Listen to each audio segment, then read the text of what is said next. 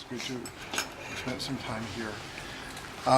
Let's get oriented. I guess we can start. Let's start with the rabbit. So just to get oriented, what's this? Heart. Okay, and the heart, just checking.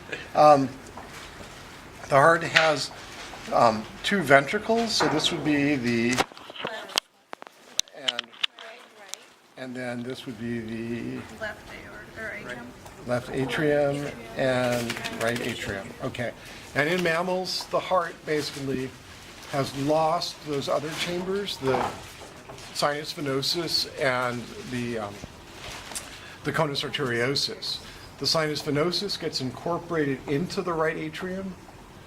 The conus arteriosus gets split into the base of the aorta, the aortic trunk, and the base of the pulmonary trunk. And so coming out of the heart, when we get aorta and pulmonary trunk, that's actually the conus that's kind of split into them. Okay. So if we would start with the heart, and we start with the right ventricle, blood in the right ventricle has come back to the heart by way of the right atrium, and that blood is coming back from the body. So is that oxygenated or deoxygenated? Deoxygenated. Deoxygenated. Okay. And so it's going to go right atrium, right ventricle, and then out of the right ventricle by this big trunk, which would be the pulmonary trunk. Okay. And then the pulmonary trunk branches into the left and right pulmonary arteries. And you can see here the left pulmonary artery going to the left lung. And the right kind of dives around the backside. It's harder to see. So in the lung, the blood gets oxygenated. That oxygenated blood is going to come back to the heart by way of what vessel? It's going towards the heart, so it's not going to be an artery. Common cardinal vein. No, it is going to be a vein, but not a common cardinal vein. Pulmonary vein. There we go. Okay. So pulmonary veins, and the pulmonary. See, it's good we're doing this. The pulmonary veins are a little hard to see on this animal. We haven't looked at that at one point, but basically the pulmonary veins come back here into the left atrium, and they're sort of right there. As best we can see them. They're a little torn up. Okay. And that's coming from the two lungs, left atrium. That blood then from the pulmonary veins comes left atrium, left ventricle, and then it's going to leave the left ventricle by what? By the aorta going into the aortic arch. Exactly. So here's the aorta coming out of the heart right here. Okay, is that blood oxygenated or deoxygenated? Oxygenated. That's what I should ask on the quiz. Aorta, blood oxygenated or deoxygenated. Yeah, so that's the aorta, and it's coming out, and it comes up and is an ascending aorta. Okay, then there's the arch of the aorta, and then we get the descending aorta that you can see all the way down here, wrapping around in there, running back. And if you look at the little diagram on the board, you'll see that that was basically the left fourth aortic arch. So it's the ventral aorta coming up out of the heart, then the left fourth aortic arch arching over, and then it's that dorsal aorta running back on the left side that makes up that aortic arch. So technically it would be a systemic arch, What's that? or is it something completely different, or is it still called a systemic arch? It's generally called the systemic arch, but in mammalian anatomy, it's called just the aortic arch. Because there's only one of them, so I just call it the aortic arch. If we look at the aorta, there's basically two big branches that come off of the aorta. This one here, and this one here. Okay. This first one is much bigger, and it gives rise to three subdivisions. 1, 2, 3. Okay. Those are these two that are running up towards the head. What would those be? Common carotid arteries. Okay, so this is the left and the right common carotid artery. And then there's also this one here that's running over towards the right forelimb, and that would be the right subclavian artery. Okay. The branch that comes off the aorta is giving rise to the carotid and subclavian artery on the right side. Is called the brachiocephalic artery or brachiocephalic trunk. And we actually saw that name once before. Where did we see it? In the turtle. In the turtle, yeah. Okay. And we actually will see it on the veins on the cat also. Basically anything that's going to the arm and the head or coming from the arm and the head is going to be called brachiocephalic. Okay, so that's the first branch, is the brachiocephalic artery or trunk. The second branch is this thing here, and that's just running over to the left forelimb, and that would be left subclavian artery. Okay. So, and this is true for both the cat and the rabbit. There's two branches off the aorta, the brachiocephalic trunk, giving rise to the left and right common carotid, and the right subclavian, and then just the left subclavian coming out by itself.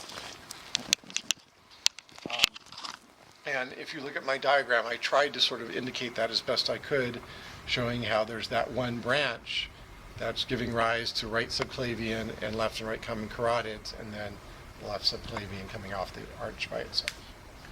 Okay. Good? Yeah. These are, just to mention it, these are the common carotids, and they do eventually split way far up into an internal and an external carotid, and the external carotid is the one that runs into the chin region, and the internal runs dorsally and runs up into the brain.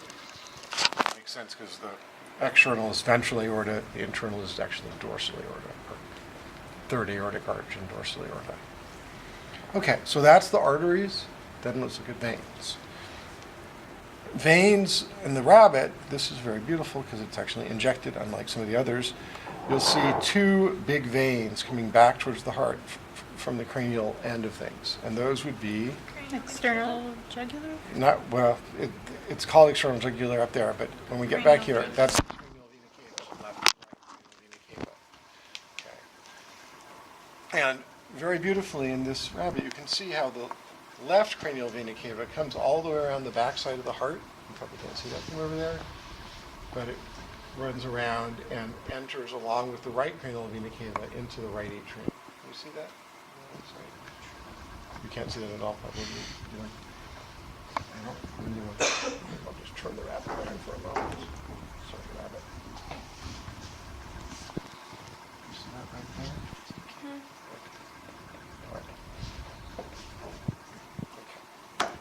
All right. Okay, so those are the two cranial vena cavae. And those basically correspond to, in our general scheme of things, what vessel? Like if this was a shark, what would we call those? Anterior cardinals and common cardinals together. So it's the anterior cardinal together with the common cardinal coming back to the heart, and that is the cranial vena cava. Okay. The caudal vena cava is also there, and we can see it. Did I say caudal vena cava? Sorry. The posterior cardinal is also there, and we can see it coming in from above or dorsal to the line, coming along there. This is, maybe you just get people to rotate around, but if you look in there, you can see there's a big blue vein coming in. You see that at all? Posterior.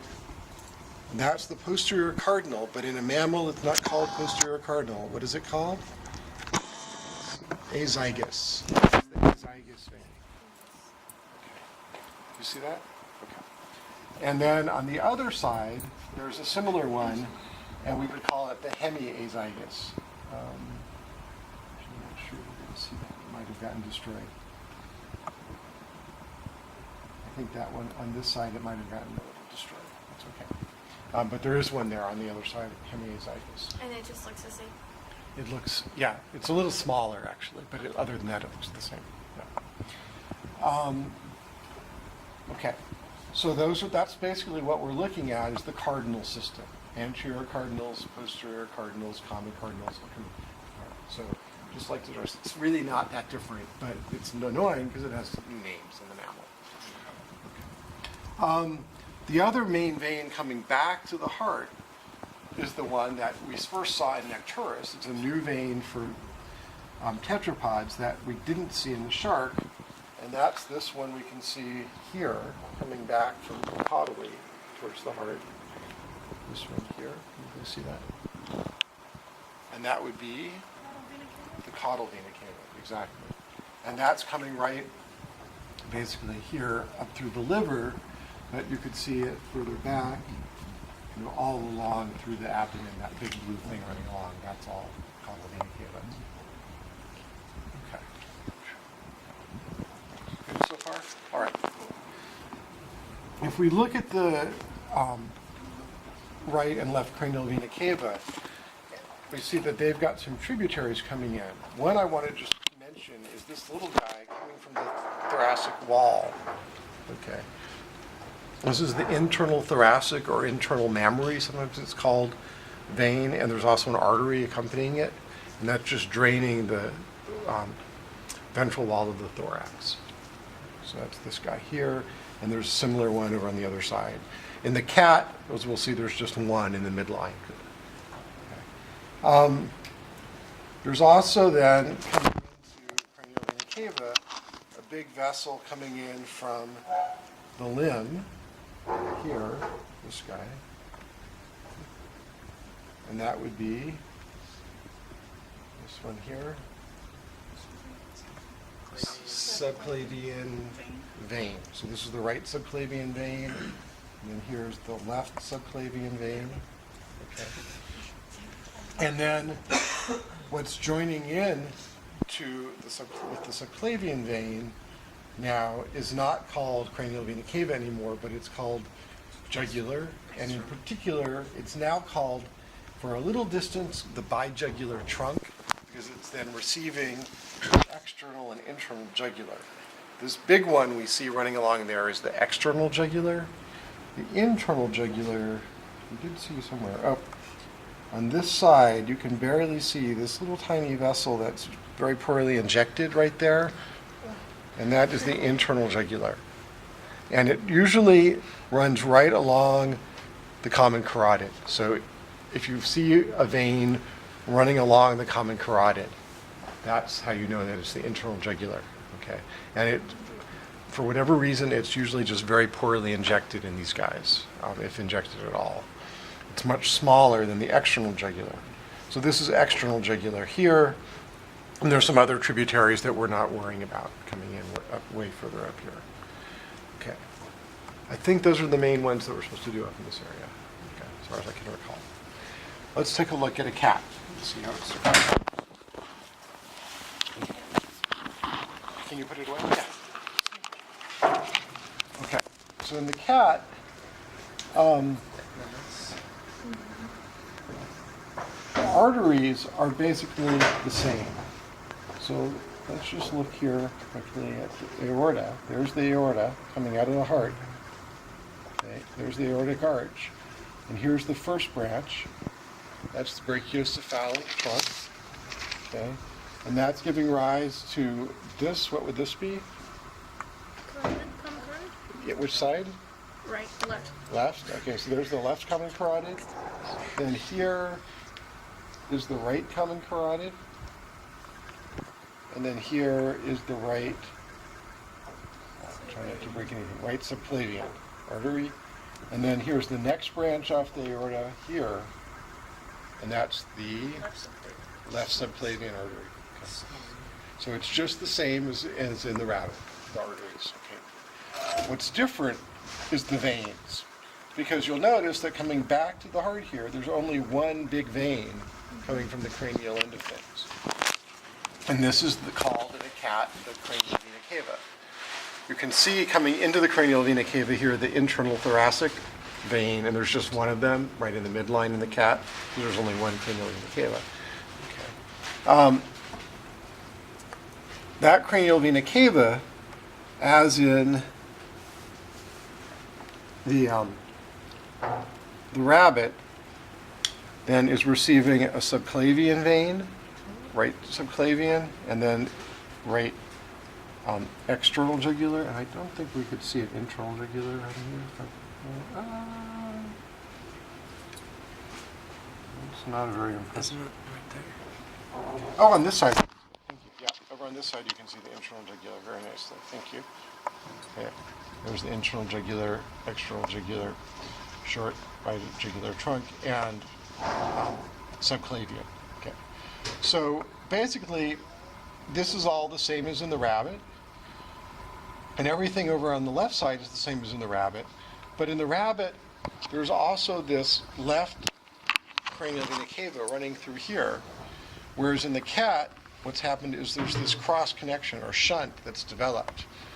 And the terminology gets a little bit weird, but in the rabbit, the shunt coming over from the right cranial vena cava, which in the cat is called cranial vena cava, over to where it splits into subclavian and jugular is called the brachiocephalic vein. And then, because now there's that connection, there's a little short section of the right cranial vena cava coming from jugular and subclavian after this branch, and that's now called the right brachiocephalic. So that's the right and the left brachiocephalic veins, as they're called in the cat. The right brachiocephalic is really just a part of the cranial vena cava. The left is this new shunt that's developed going across. Is that making sense to some you? kind of Like adaptive functional? function? Yeah. I wish I could tell you. I don't know. This is the pattern, for what it's worth, that we see in people, the same as in cats. I The don't know. brachiocephalic in the rabbits, is that the same as the transverse jugular? Is it the, No, the transverse jugular, I actually don't see it here, but it basically just runs right across from one jugular to the other, right across the middle of the. So yeah, that's basically the main vessels of the. Is that good? Is that helpful? Okay, good. yes. All right.